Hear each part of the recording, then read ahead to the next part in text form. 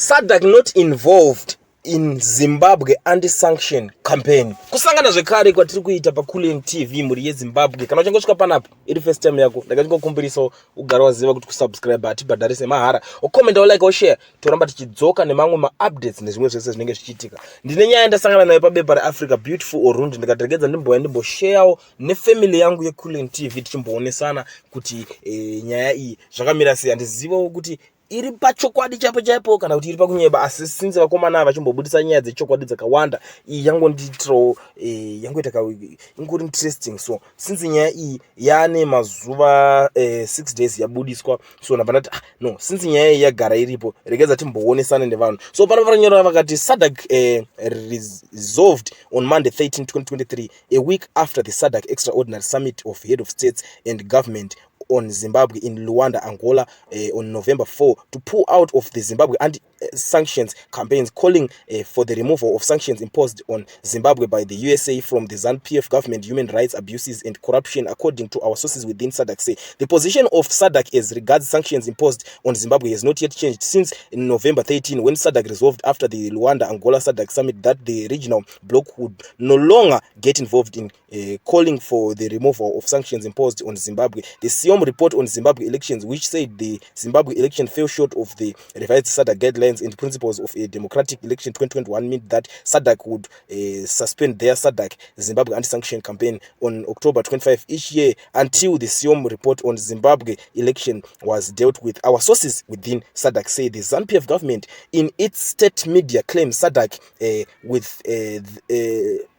is with them for the removal of sanctions imposed on Zimbabwe by the USA for the gross human rights abuses and corruption. ZANU-PF, led by disputed President Emmerson Mnangagwa, is notorious in abducting and killing opposition activists. Pastor Messiah was abducted and killed as he campaigned for Mabvuku Tafara MP Kufa Kutiswe in the run-up to the illegal by-election going on in Zimbabwe. SADC took note of such incidents but had since taken the position to pull out of the Zimbabwe anti-sanction campaigns on November 13, our sources within SADC say. Ndo mashoko andiri kusangana nawo panapa akanyorwa pabepa reAfrica Beautiful Orundi. Vataura kuti havasi kuzokwanisa kubatsirana neZimbabwe zvavo zve-anti-sanction yekuti America ibvisa masanction. Munongoziva kuti masanction aya akarovererwa paZimbabwe, so ndo nyaya iri kutaurwa iyi, because pari kunzi pane ZANU-PF yakazobudikira ine media yayo.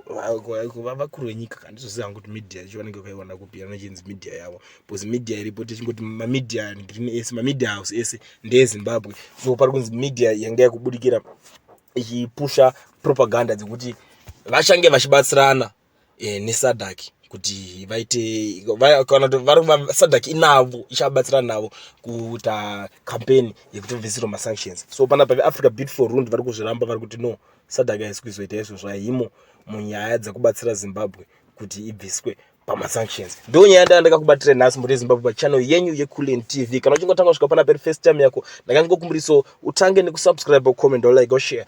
Ndoramba ndichidzoka nemamwe ma-updates nezvimwe zvese zvinenge zvichiitika, nekuti munozviziva kuti isusu takapikira kuuya tichingokuudzai nyaya. So tell me what to think in the comment section kuti nyaya iyi muri kuiona sei. Kana iri yekunyeba, tell me what to think. Bvauya neimwe information yauri kufungidzira kuti yacho inenge iri chokwadi. See you in